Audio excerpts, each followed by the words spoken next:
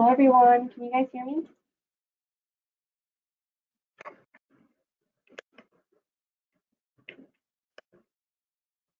Okay. I'm getting some yeses. All right. Hopefully, I sound okay. I know sometimes you guys say my microphone sounds odd, but hopefully today it's okay.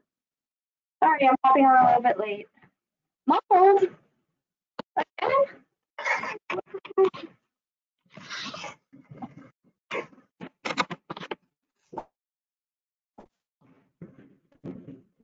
Okay. What about now?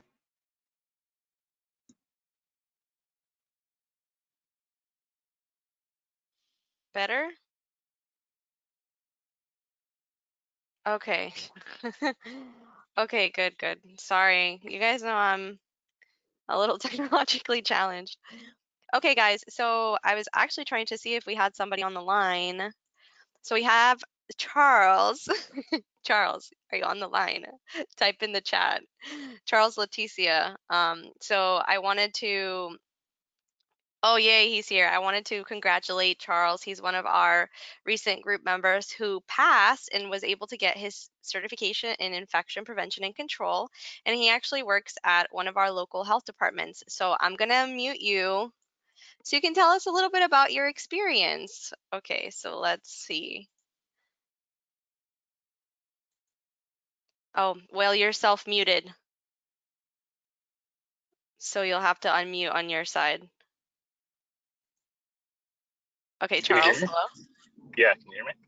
Yes, I can hear you. All right. Yeah. So, yeah, I took my exam on Monday, and it went really well, and I passed. That's great. So, okay, so tell us a little bit about, I know you're currently working at the health department, so what motivated you to get certified? And, let's start with that question. Yeah. So, it's been on my to-do list for a while. I've been in epi and public health for about 8 years now. I have my NPH, and I guess IP has always been something that I've kind of wanted to break into. I actually did a year working as a kind of like a dual epi slash IP at a hospital in North Carolina for about a year. But I moved down to Florida and ended up back in public health. But I still kind of want to keep some options open, some doors open. So I definitely wanted to get my CIC. So yeah, I decided it was time. It's in the back of my head for too long, so I needed to do it, and decided 2020 would be my year. And then COVID happened. So it's like 2020 was supposed to be everyone's year. so it took a little longer than I thought, but I set the goal of getting it done by the end of the year, and that's what I did. So yeah, I'm happy. Yeah, congratulations. Okay, so another quick question. Um, about your preparation. So when it came down to you actually, studying and sitting down and preparing for the test, how long did it take? And then when did you decide to like get serious about studying? So I joined this study group, I want to say, whenever you guys started this cohort. I guess, was that like May or June or something like that? Yeah, around that time. Yeah. And I guess that kind of got the wheels turning a little bit. And then I was a little bit afraid about signing up and making the commitment, because I was like, I am never going to study, because when do I have the time for that? But I think around September, I really just threw caution to the wind and just said, I'm going to throw my hat over the wall and sign up for the test, and that'll force me to study. And because I know myself, if I didn't just sign up, I would never study. So yeah, I just hit the books on the weekends with the APIC text and the study guide and listening to your lectures. And yeah, just taking all the practice exams and doing all the practice questions I could, and then reading all the rationales behind them. That's really kind of what got me through it, and I'm really glad that I studied, because the test was pretty true to the study material. Yeah, so what did you, when you were taking the test, what portions of the test did you feel like were the most difficult, and did you feel well prepared for it? Yeah, I definitely felt pretty well prepared based off all the studying and reading I did. I think the toughest pieces were they're just some questions where I guess where they kind of ask you to prioritize what you would do first or what you would do in certain exposure scenarios or something like that, where it's really a matter of prioritization or it's a matter of really kind of knowing your guidelines, your CDC guidelines, or other like occupational health stuff. I think is probably the toughest bit for me. Yeah, definitely. I would say that those were challenging for me as well. I also, when I was preparing for the test, some of the areas that I felt were also very challenging were the cleaning, disinfection, and sterilization when I was at the health department, because that was obviously it wasn't something that I was intimately involved with. It wasn't like I, had an SPD or an OR that I could go to and check out and learn from. So those were some of my areas. And then, if do you have any tips for, the other team members, group members that we have who are currently preparing? What would be your tips or advice that you would give them? Sign up, absolutely sign up, because otherwise you won't study. Or at least if you're anything like me, you won't do it unless you actually sign up. That's what I tell them too. Because once you sign up, you have a 90-day window of eligibility to take the exam. So then that's when the clock starts ticking. So do that, and then really just kind of hunker down. If you can get a copy of the APIC text books, then just kind of read through those chapters that you know that you're kind of ill prepared on. I'd say probably take a practice test first and then kind of grade it to see what your weak areas are, and then spend your time reading those chapters. And then, review all the lectures from the study group as well, and do all the practice questions that you can. Perfect. Well, thank you so much, Charles. Guys, I know this is crazy, but we actually do have team members getting certified in the middle of this pandemic, and it's truly fantastic. Another one of our team members who recently passed, Frances Vaughn, is also on the line, but I will try to get her to talk next week since we need to do a little bit of reviewing now. Thank you, Charles, and congratulations again. Thank you. And thank you, Luz, so much for all of your efforts. I really think you're like just the best IP cheerleader around. Yeah, no, it's crazy right now, but I'm trying. Thank you, Charles. Of course. No problem. All right, guys. So also we got Dr. Hatim from our study group who also passed his CIC. So it's happening. We have team members who are passing, and it is so exciting. Okay, so today we have to talk about patient safety. So this is our examination content outline. You can see we are like halfway through the class. I told you this. Well, it's not really a class, it's through the group. So we're halfway through. Now is the time. Now is the time to sign up. I know that we're heading into, some of us may be surging, some of us are heading into a surge. There's a lot that's going on. This is typically right around the time when I always tell my team members, my group members, to go ahead and sign up because we're halfway done and it's about 3 months of preparation. So we're on week 17, chapter 18, which is patient safety. And infection prevention works very closely with patient safety, at least at the facility that I'm at. But I believe that it's very common for patient safety and IP to be very close in other facilities. There's a lot of things that we focus on. We focus on preventing harm from happening to the patient. And so I actually spend time with our patient safety officer here. We round together. It's actually very fun. She's full of energy. We could easily spend 2 hours together just like going through different places in the hospital. So if you don't have a close relationship with your patient safety staff and your patient safety officer or patient safety high reliability, whatever you may have at your facility, get to know them. Like I always tell you guys, infection prevention is all about relationships. Okay, so patient safety. Currently, between 5 and 10% of patients admitted to acute care hospitals acquire one or more infections, representing the most common adverse event affecting approximately 2 million patients each year in the United States. It is estimated that 75,000 deaths and an estimated 33 billion per year reflect the healthcare burden of these complications. These data demonstrate the critical link between infection prevention and control and improving patient safety. And I think that these numbers just are so telling of where we need to go, where the future of infection prevention is heading. I think that there's going to be a lot more, even more collaboration that there already is, but there's going to be so much attention on reducing harm, on infection prevention, patient safety, specifically after this pandemic, and not even to mention occupational health. That's going to be a whole other situation.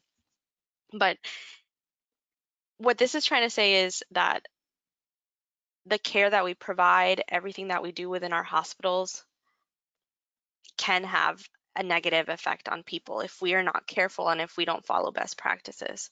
And so it's really important to keep that in mind on why our jobs are so important.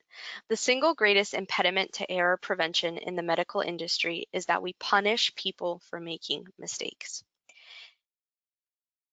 Yeah, powerful, powerful, powerful statement. A common theme that you're going to read throughout this entire chapter, for those of you who haven't read it, please read it. This is a great chapter. It's a fantastic chapter. But a common theme that they stress throughout multiple paragraphs is culpability, punitive cultures, blame and shame. That all does not lead to good patient outcomes. It does not lead to good patient outcomes at all. Whenever a staff member makes a mistake, it takes a tremendous amount of courage for them to say, hey, I've made a mistake. I've done this. I've done that. It can happen for whatever reason, too many things, too many tasks, too busy. They have stuff going on at home. And, we talk a little bit further on down about human, factors and all of the limitations that we have, with the fact that we're humans. But as an IP, if somebody is coming to you and telling you that they've made a mistake or that they believe that an error was made, our job is to always come from a place of compassion and understanding, right? We're not here to make people feel bad about themselves. It's like, oh, thank you so much for letting us know. The reason, my favorite thing is is telling them, hey, the reason why we have a policy about this type of mistake is because it's happened before. It's happened before. You're not the first person, to do this. Be kind to yourself and let's work through it together. And you can sometimes feel the relief from that staff member when you say that to them. You can see it in their eyes. So yes, be compassionate. Like, come on, it's 2020. We need to be kind to each other. So key concepts: patient safety science draws methods from high-risk industries such as aviation and nuclear power. Blending evidence-based epidemiologic strategies and clinical knowledge with the human capital will contribute to an organization's culture of safety. Enhancing surveillance for patient safety events, including a non-punitive response to patient safety event reporting, is essential for the detection of near-miss and precursor safety events. The infection preventionist is an integral part of quality initiatives, and becoming familiar with patient safety language will help facilitate interventions as infection preventionists partner with a variety of disciplines and colleagues on designing safe, reliable systems to support infection prevention and control. And so we're touching again on the importance of relationships. There needs to be open communication between your departments, right? You have to be able to have that relationship and those communication lines open between patient safety and infection prevention. It could be for something simple. For example, it's 2020, we have COVID-19, we have a lot of cases, and guess what a lot of units are going to be trying to do? They're going to be trying to find a way to spend time together and to celebrate the holidays in some form or fashion, right? And so you could have a patient safety officer that comes to you and says, hey, there's a unit or there's something going on where they're trying to plan this really big event, a potluck, something when there's going to be a lot of people eating, whatever it may be. if you have those lines of communication open, you're able to come together and say, hey, that's really not the best option for us right now, and have those discussions and partner on problem solving rather than being siloed and like you're in your own corner and they're in their own corner.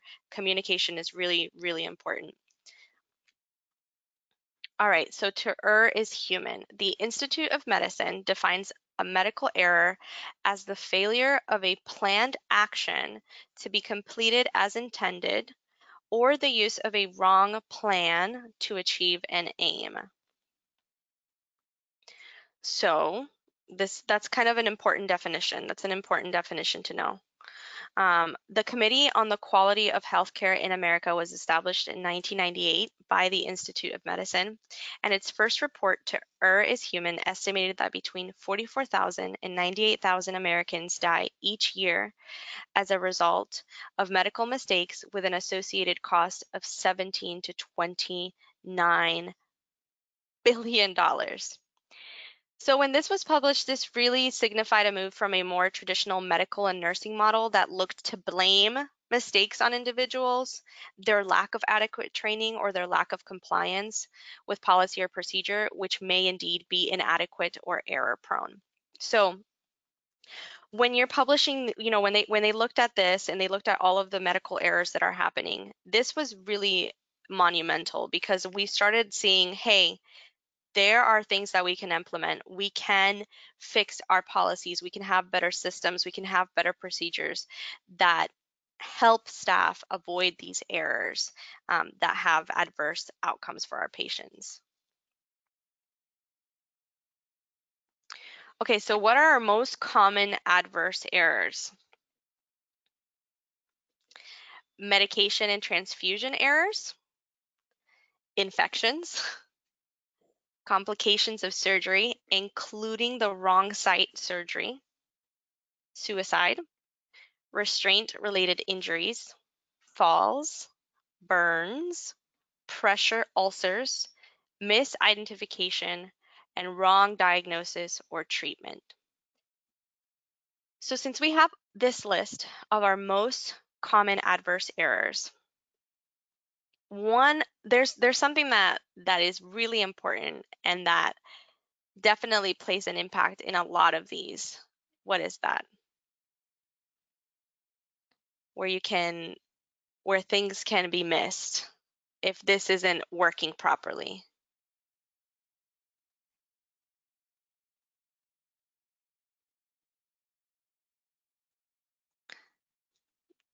Oh, good job. Communication, Lakshmi. I hope I said your name right. I apologize if I didn't. Lakshmi. Okay, hopefully that's a little bit better. Said communication, yes, we can definitely see that if we do not have good communication, these mistakes can happen. Let's just talk about complications of surgery, including wrong site of the surgery. What is one of the things that we currently have implemented that can help prevent this? Complications of surgery, including the wrong site of surgery. Martha, yes, Martha, timeouts. Timeouts, right? When was the last time that you were in the operating room and were present for a timeout? I know Charles was in the operating room today, so I know that he was there and he observed and he was there for the timeout. But, you know, yeah, think about that. That is one of the things that we have set in place. And for those of you who are not aware of what a timeout is, it's that moment where you take a pause and you verify information. So you should have a timeout with the patient, you write, so hey, what is your name? This is who I am. What are you having done? This is what's having done. And then you also have one with when the surgeon's in the room where they go over, this is what we're doing. These are our concerns. The patient got the antibiotics that were needed. Does any team member have any concerns about the procedure that we're doing? Goes over the site, goes over it's a whole situation. They have an entire checklist of things that they need to go over during a timeout. So because we have these most common adverse errors, we have steps procedures set in place to try to prevent them? All right, so underlying cause of medical errors. The Department of Health and Human Services Agency for Healthcare Research and Quality summarizes the underlying causes of medical error to be related to 1. Communication problems, 2. Inadequate information flow, 3 is going to be human problems, 4 will be patient-related issues, 5 organizational transfer of knowledge, 6 staffing patterns and workflow, 7 technical failures, and 8 inadequate policies and procedures. So, like we were talking, communication is a big one. A communication error occurred. Please try again. If there's breakdown in communication, it's definitely going to lead to some not so great outcomes. But all of these other underlying causes of medical errors give us a place to start. It lets us know these are some of the things that we need to work on at our facilities and in healthcare overall. And really, our goal should always try to be to continuously improve our facilities, our processes, our policies, our procedures. Hey, this keeps coming up, right? These dressing changes keep being missed. What are we going to do about it? Is it communication? Is there a problem with the charting? It's not showing up? Like, what is it? Like, what is it? You should always be trying to improve your process and fix, problem solve. You wanna problem solve and try to make things the best that they can be. Okay, so financial cost of medical errors. So once again, AHRQ, which is the Department of Health and Human Services Agency for Healthcare Research and Quality, estimates that medical errors cost a large hospital about $5 million per year and a total of 17 to 29 billion per year in the United States. Potentially preventable medical errors that occur during or after surgery alone may cost employers nearly 1.5 billion per year, according to new estimates by AHRQ. A reduction in medical errors could result in large cost savings for healthcare organizations as well as for purchasers and insurers. The ability to articulate a compelling business case for the avoidance of these adverse events may prompt system-wide investment in infection prevention and patient safety. So this is an important slide. With infection prevention, one of the things that we have to keep in mind is you have to find a way to show leaders the value of our department, because we're not necessarily like the emergency department or surgery where it's like we have this amount of patients coming in for this amount of services coming in, right? We're making this amount of money, and it's a bit different. So you have to use the research that's available, the estimates that they have, right? So you're able to say, okay, well, we've had X amount of CLABSIs, X amount of CAUTIs. National average is about this amount, of cost for this type of infection. This is what we're dealing with. If we had more resources, if we had support staff, we would be able to do a better job at preventing these. And so you have to find a way to show your leaders the importance of your department, and hope that they listen. Honestly, I really hope that in the future we get, there's some good papers out there on IP staffing, but I really hope that over the next couple of years we get some better recommendations on infection prevention staffing, because there are IPs right now in the United States where it's one infection prevention is for a 250 bed hospital, 285 bed hospital, right? Just one person. That's a lot. That's a lot, and we need support. We need data. We need research. And I am getting off topic because we are on patient safety. I mean, I'm really not though, because we are an important part of patient safety. So for those of you out there doing research, keep us in mind, okay? So sentinel events. Between 1995 and 2012, 6,994 sentinel events have been reported to the Joint Commission, 59.9% of which resulted in patient deaths. We've covered what a sentinel event is before, but let's go through it again.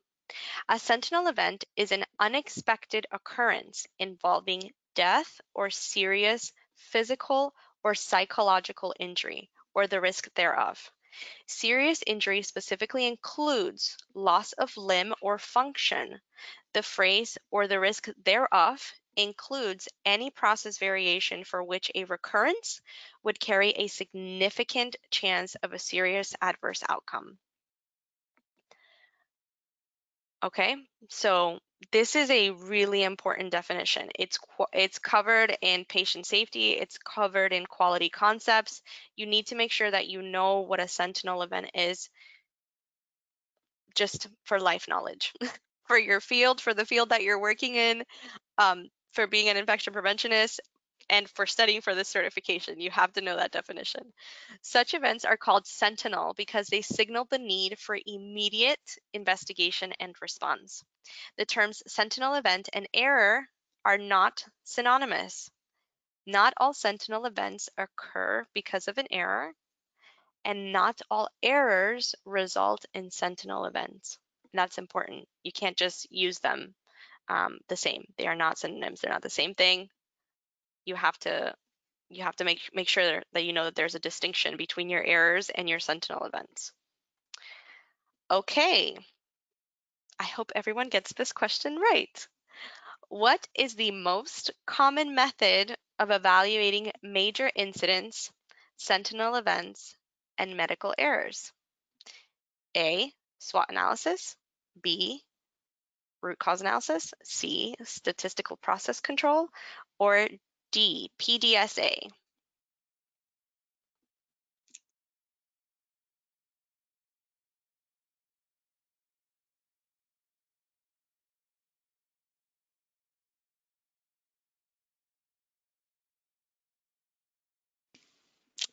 Very good. Okay, so we're getting a lot of people putting the right answer. Actually, I think everyone put the right answer. I am shooketh. I am shooketh. Yes, good job. Everybody put root cause analysis. Very good. Very good. Okay, so the root cause analysis is a structured method used to analyze serious adverse events. A central tenet of RCA is to identify underlying problems that increase the likelihood of errors while avoiding the trap of focusing on mistakes by the individuals. The goal of a root cause analysis is thus to identify both active errors, meaning errors occurring at the point of interface between humans in a complex system, and latent errors, which are the hidden problems within healthcare systems that contribute to adverse events. Very good, guys. Oh, okay, quick question. PDSA, what does that stand for? PDSA cycle. What does the P, the D, the S, and the A stand for?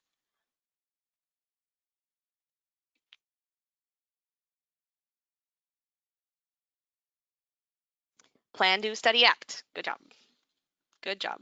Okay, true or false? True or false? We have true or false statements. Now you're not going to have any true or false statements on the test, but these still help. Okay, habituation to an alarm or alarm fatigue, recently identified as a sentinel event alert from the Joint Commission. So habituation to an alarm or alarm fatigue was recently identified as a sentinel event alert from the Joint Commission. Is this true? Is this false?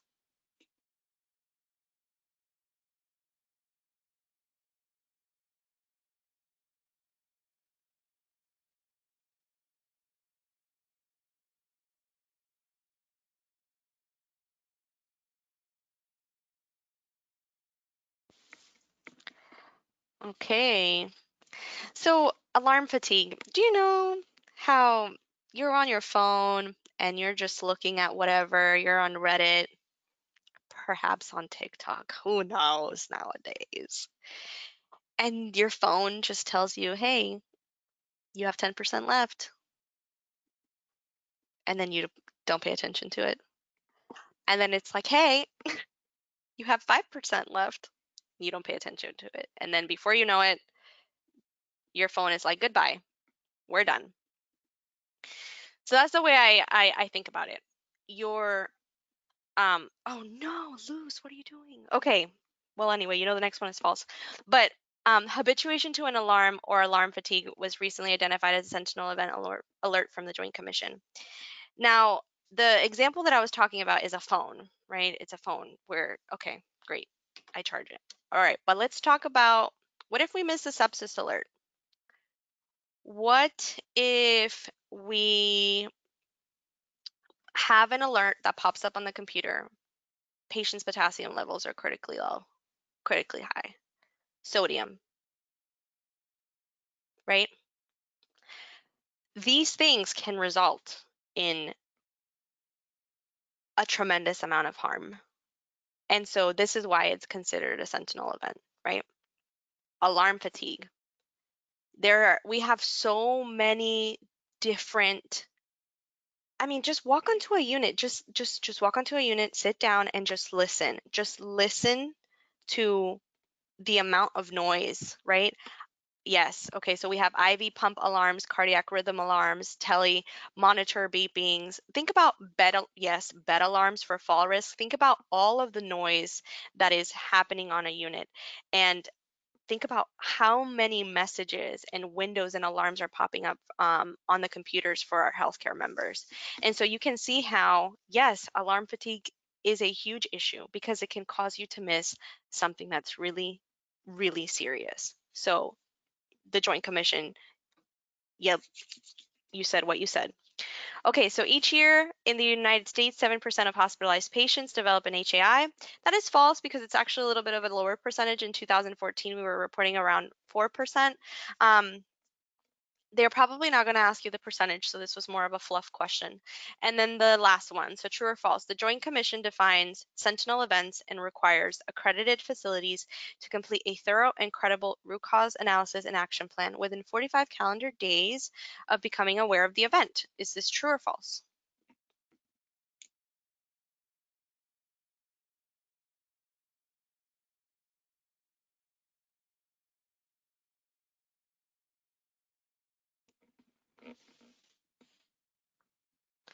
This is true. Good job, guys. Okay, so the Patient Safety Event Taxonomy. The Patient Safety Event Taxonomy, developed by the Joint Commission with the assistance of representatives of provider and health professional organizations and the federal government, contains 5 complementary root nodes or primary classifications. So the first one will be impact, the outcomes or effects of medical errors and systems failure, commonly referred to as harm to the patient. So impact is the harm to the patient. 2 is type, the implied or visible processes that were faulty or that failed. 3 is going to be your domain, so the characteristics of the setting in which an incident occurred and the type of individuals involved. 4 is cause, the factors and agents that led to an incident. And 5 is prevention and mitigation, the measures taken or proposed to reduce the incident and effects of adverse occurrences. So this is your patient safety event taxonomy developed by the Joint Commission. Ways that they may be able to ask you questions are, they could give you an example. The factors and agents that led to an incident would be which of the, would correlate with which category of patient safety event taxonomy. And then you obviously wouldn't choose impact, type, domain, or prevention and mitigation. You would choose cause. Okay, the Deficit Reduction Act of 2005. It requires the identification of conditions that, 1, are high cost or high volume or both. 2, result in the assignment of a case to a diagnosis-related group that has a higher payment when present as a secondary diagnosis. 3, could reasonably have been prevented through the application of evidence-based guidelines. Therefore, for discharges occurring on or after October 1st, 2008, hospitals do not receive additional payment for cases in which one of the selected conditions was not POA or present on admission. And remember, for my public health staff, so those of you who are not, working up infections at a hospital, I really highly recommend that you watch the CDC NHSN videos on YouTube. And I would start with, they have one where it's like common terms and conditions. It's like the introductory one where they'll go over the difference between present on admission, healthcare associated. Those are important kind of concepts to have. Even if you're not working up CLABSIs or CAUTIs, you want to make sure that you're familiar with those terms. So hospital-acquired conditions. According to the Centers for Medicare and Medicaid Services, hospital-acquired conditions are conditions CMS deems to be reasonably preventable with the implementation of evidence-based guidelines. Beginning July 2008, CMS included 10 conditions that were selected for the HAC payment regulations, hospital-acquired conditions. Of note, three of these 10 hospital-acquired conditions are directly related to infection prevention and control efforts. So what are those 3 hospital-acquired conditions regarding CMS? Martha, good job. Martha Smith said CLABSI, CAUTI, SSI. Okay, so these are the 10 hospital-acquired conditions. You have your foreign object retained after surgery, number 1. 2 is an air embolism. 3, blood incompatibility. 4, stage 3 and 4 pressure ulcers. 5, your falls and trauma. 6, manifestation of poor glycemic control. Yeah, yes, working on it. 7, catheter-associated urinary tract infections. 8, vascular catheter-associated infections. 9, surgical site infections. And 10, your DVTs and PEs.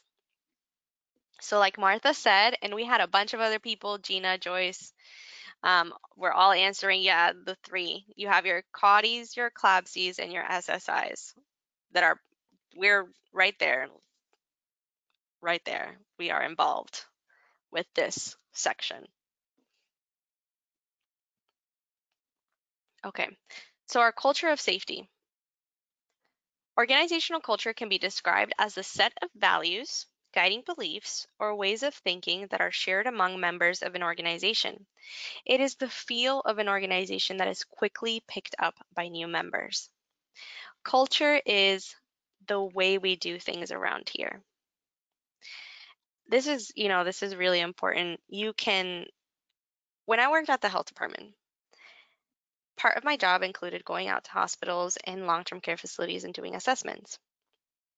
And you can learn so much by just being immersed in a unit or in a facility for, 4 to 8 hours, depending on how long the assessment was. You get to learn how people communicate how they communicate with one another, how their views on hand hygiene, right? You can literally sit there and see, oh, are people actually, performing hand hygiene? Or are there any conversations? Oh, hey doc, you missed this opportunity here. And just the interactions of how they talk with one another, the type of respect that is there, interviewing staff. So, part of what we would do is we would talk to staff. We would talk to staff about their jobs, about what they do. One of my favorite departments to always talk to during ICARS is EVS. Talk to them about their training, their process, all different kinds of stuff. But culture really it's the way we do things around here, right? And sometimes you have to really work on your facility. And sometimes even it comes down to specific departments where you can have some departments that are doing really well with certain aspects of infection prevention and some departments that are not. So culture is very important. The patient safety literature is filled with recommendations for organizational leaders to become systems thinkers and to eliminate the blame and shame mentality of the past. All right, guys, for your test, do not play with me, do not play with me, do not play with me. If they talk to you about culpability, punitive actions, blame and shame, we already know, no, that's not cute, fun, or fresh. We do not want that in our facility. That does not promote a culture of safety, because guess what it stops? It stops people from speaking up. It stops people from speaking up. It stops that nurse from saying, yeah, I don't think that this is the right dose. It stops um, that circulator from saying, I don't think that's the right leg. It really stops people from speaking up, because they're going to be afraid of what's going to happen if they do. And one of the things that you need to absolutely keep in mind is, if there is someone in your facility who makes staff feel uncomfortable about speaking up about things because they're either very fiery or they react in a negative way, that's a patient safety concern. That is a patient safety concern. You should have professional ways to do professional referrals when you have, whether, and I'm not talking about just, oh, hey, we have that doctor that we don't like to call at night because he's always not wanting to listen. No, I'm not talking about just that alone. I'm talking about if you have a team member, somebody who's unwilling to listen, or who um, is unable to communicate with team members, that's a problem. I mean, that is a patient safety concern and a safety concern in general. So, please make sure that you are doing your best to move away from, this type of blame and shame and punitive, because I mean, could you imagine just like, oh yeah, well, gave the baby or another person's milk. It was not the right mom, but you know what?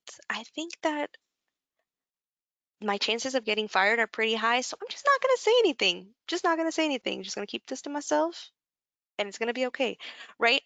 That's not what we want. We want staff members saying, "Hey, you know, this happened. It was in. I thought it was the right bin. It was the wrong bin. I really need some help. I need some guidance. I've made a mistake." And you want them to feel comfortable coming to you and saying that. I'm just giving an example. Just a general example, but you have to think about, it goes broader than that. So please focus on having a good um, culture of safety. A culture of safety must prevent punitive reactions to mistakes, and staff members must feel confident that if they speak out about risk, their leaders will respond. And respond with compassion, right? Right? Yes, please. So patient safety culture evolves. So with a pathological, why waste our time on safety? Reactive. Sometimes I feel like we fall into this little loop between the reactive and bureaucratic, and sometimes we bring in the proactive. But next is reactive. We do something when we have an incident. So you have a COBSI, you have a CAUTI, and all of a sudden it's like, boom, we have to do all of these other, we're going to ramp up. Bureaucratic. We have systems in place to manage all identified risks. Proactive. We are always on the alert for the risks that might emerge. And then generative. Risk management is an integral part of everything that we do. And it can ebb and flow, right? You can move in between these for different problems, different issues. But I mean, think about some of the challenges that we've been facing with this pandemic with staffing. I mean, think about some of the challenges that we're having. How many of you have ICU nurses that are tripled up? They have 3 patients.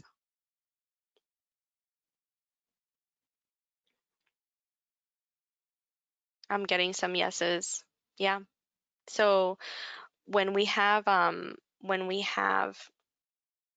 events that shift what our norm is, which this pandemic would be considered one of those events, our culture of safety can ebb and flow, because now rather than being proactive and trying to be on the alert, trying to prevent these risks, we have some staff members that are trying to do their best to balance everything that they have to do. And you can easily see how a CHG bath could be forgotten, or other issues because of attention, and those are all part of human factors. So strong safety culture. A healthcare setting with a strong safety culture has been described as generative, uneasy about risk, constantly seeking out best practices, always looking for where the next mistake is going to happen, and then working to prevent it. A safety culture fosters a learning organization where staff members share information about mistakes and errors in order to prevent them from recurring. And this type of organization emphasizes reciprocal accountability, meaning that everyone holds each other accountable for patient safety. And it's not about, oh, yeah, this is one of my things. This is something that I'm currently trying to work on, specifically when it comes to dialysis, right? So there's this thought of, oh, well, dialysis owns everything that is dialysis related. So if the dressing is not the best, dialysis, right? We need to get out of that mindset for some of these issues. But it's funny because I just read that and I immediately thought of that.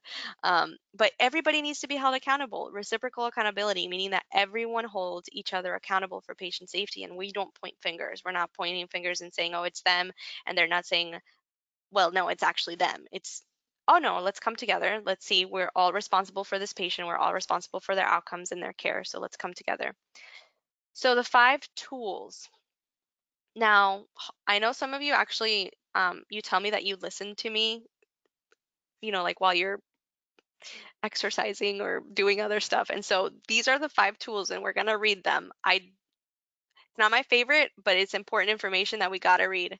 So human factors engineering involves research in human psychological, social, physical, and biological characteristics and is concerned with design of tools, machines, and systems that take into account human capabilities, limitations, and characteristics. The goal is to create designs that are safe, comfortable, and effective for humans to use. Human factor analysis is the systematic study of elements involving a human-machine interface with the intent of improving working conditions or operations. Ergonomics is the science of studying people at work, then designing tasks, jobs, information, tools, equipment, facilities, and the working environment so that people can be safe, effective, productive, and comfortable. In the highly complex healthcare environment, understanding how humans interface with technology and equipment is crucial to understanding and preventing errors. Error wisdom recognizes that complex, high technology systems are subject to rare but usually catastrophic organizational accidents in which a variety of contributing factors combine to breach the many safeguards that some organizational accident sequences could be thwarted at the last minute if those on the front line had acquired some degree of mindfulness about failure points. So I always like to talk about the Swiss cheese model. And I told myself I was going to put a picture of it in here last time and I never did. So let's Google it really quick. Give me just 1 second. So the Swiss cheese model, if we're familiar with it, what is it talking about? If you are familiar with it, let me find a good picture. It's so funny because my DON and I, she said, we were talking about this the other day. Okay, the Swiss cheese model. So the Swiss cheese model essentially means that you have all of these safeguards, you have all of these things set in place. But if you line it up just right, so you can see here, this one, do you see how the little holes, well, that cheese is not the best, but how it lines up. And then you're able to essentially have that problem happen, which shouldn't, right? Because you've put all of these safety procedures in place so that you don't operate on the wrong site or on the wrong patient, or that you don't give them the wrong type of blood. But the issue is if opportunities are missed, you can have that Swiss cheese model line up perfectly. And that's what I always think about when I read that, this bullet point. Reliability science is the study of a process to achieve failure-free operation over time to reduce process defects and improve system safety. And then resiliency is the intrinsic ability of a system to adjust and sustain operations during periods of stress or after an event. Our resilience is really being tested this year. Let me tell you what. The struggle is so real. All right, so some human limitations. And this is important because these are some of those limitations that we were talking about that can lead to errors and adverse events. Human factor limitations that contribute to errors include limited memory capacity.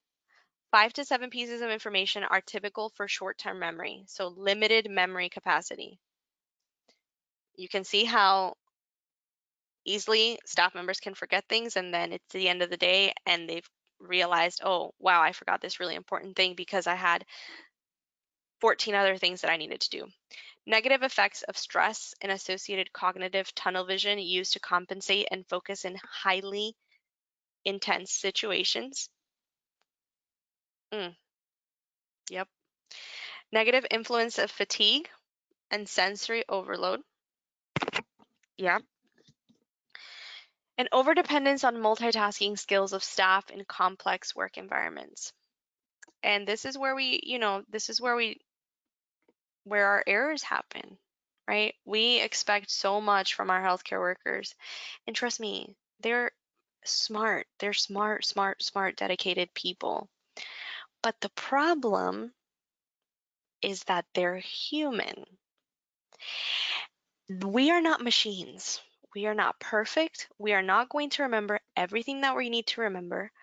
We're going to be challenged. We have some serious challenges that we're experiencing during this pandemic. And because we're human, there are going to be limitations to what we can do.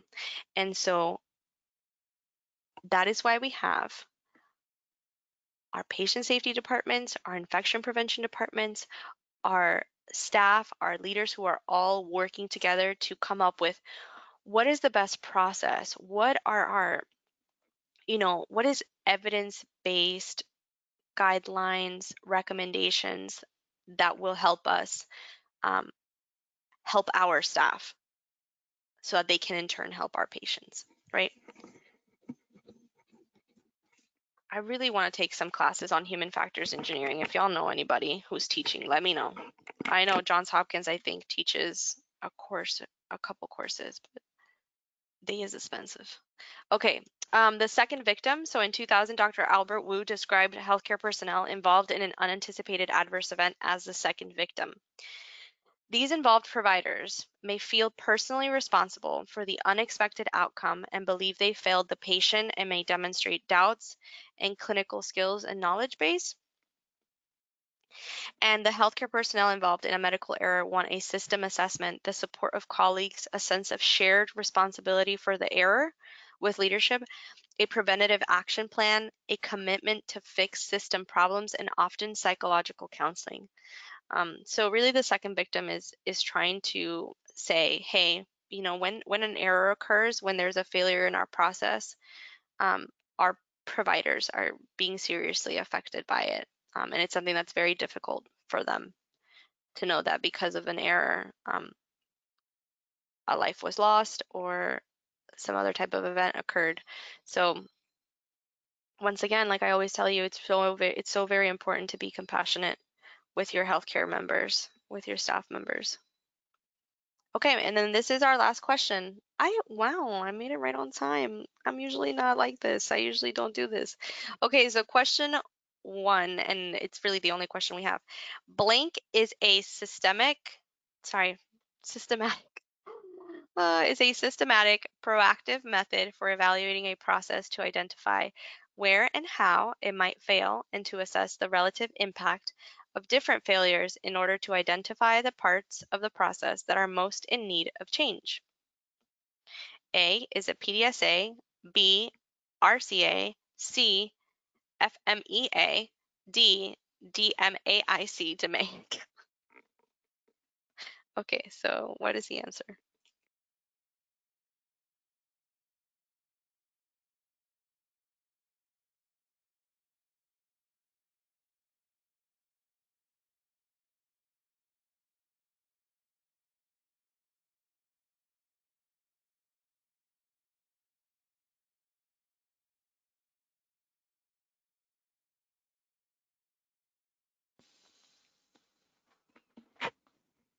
Okay. So if you're having a little bit of trouble with this one, where you're like, I don't really know, I'm not 100% sure, they could all be helpful, I really recommend you go back and read your quality concepts and that you try to read this chapter. Okay, so it's going to be FMEA, our failure mode effect analysis. And why? Why? There's one key word. Alrighty, let me tell you that right now. There is one key word. Proactive. Proactive. And I'm not talking about the skincare line. Proactive. It means that you are going to try to prevent something from happening. You're getting ahead of it, right? And your failure mode effect analysis is going to be that tool. For a root cause analysis, the event has already happened. We're trying to figure out how can we prevent it from happening in the future again, but the event has already happened. With your failure mode effect analysis, you are really trying to see, okay, what can we do to prevent anything from happening in the future? RCA is retrospective. That's right. That is right. That is correct. So it is 3 o'clock on Friday. Next week is holiday, Thanksgiving. But y'all know I'm gonna be working, so please, you do not have to come to the class to our group meeting next week. If you have plans, it is not a problem. I will still be here next Friday. You know, doing my thing because we got put behind because we had some friends. You guys know accreditation when your friends come to town.